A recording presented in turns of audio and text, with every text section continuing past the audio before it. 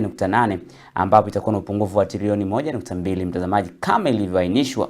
Kwa hivyo katika serikali ya kitaifa, katika mgao wa fedha katika serikali ya kitaifa, basi imetengewa shilingi trilioni 2.89, ambapo bunge la kitaifa bilioni 50.9, idara ya mahakama bilioni 30.4 kulingana na data na jinsi ambavyo alioanisha, serikali za kaunti bilioni 428, huku sekta ya elimu ikivuna pakubwa mtazamaji, inavuna pakubwa baada ya kupewa bilioni 788.5 kwa miaka mingi ambayo haijaonekana, huku tume ya uajiri wa walimu TSC ikivuna pia bilioni 424. Idara ya sekta ya usalama na idara zozote zile za kiusalama zinatengewa shilingi bilioni 567.4 mtawalia mtazamaji.